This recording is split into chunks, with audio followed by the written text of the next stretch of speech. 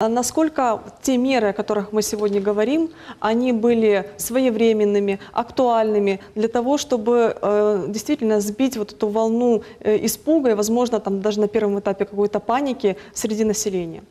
Ну, давайте, наверное, начнем с того, что панику нагоняют нам, во-первых, извне.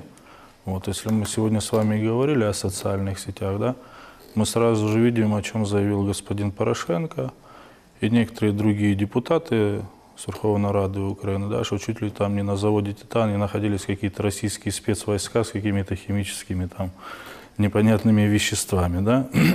Вот, понятное дело, что, наверное, надо, вот вы правильно сделали, что проводим сегодня такую передачу, больше информировать людей, что на самом деле происходит, да. То есть самое главное – это информация. Что касается, здесь до этого сказано, видно, что на самом деле все руководство республики переживает, да, то есть на самом деле создана чрезвычайная ситуация, да. Вот. И понятное дело, что это на сегодняшний день находится на контроле не только в Крыму, да, и мы видим, что уже подключился и вице-премьер Козак, да, то есть к этому вопросу. Вот. Ну, конечно, надо, скорее всего, наверное, начинать рассматривать эту проблему с руководства и собственников предприятия «Титан», да.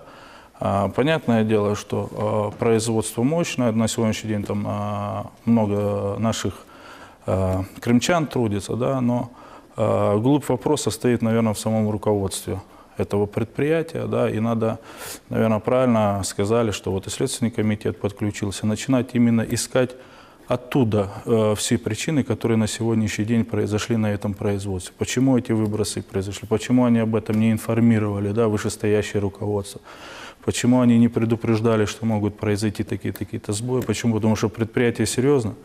Вот, на сегодняшний день это порядка 8 печей остановлены, да, предприятие сегодня стоит. Но и опять же, смотришь на заявление руководства предприятия, которое на сегодняшний день исполняет, да, что надо порядка там 200 миллионов рублей, если я не ошибаюсь, да, на модернизацию там, и так далее.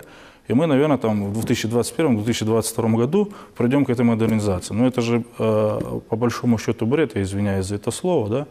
Вот, и правильно было сказано и главой республики, да, на каком основании как мы можем на сегодняшний день там выделять бюджетные средства на модернизацию этого производства. Должны к этому подойти, комплексный подход должен быть. Значит, либо предприятие должно поделиться своими акциями, либо должен смениться собственник, но этот собственник, он должен контролироваться нашим государством, он должен находиться здесь.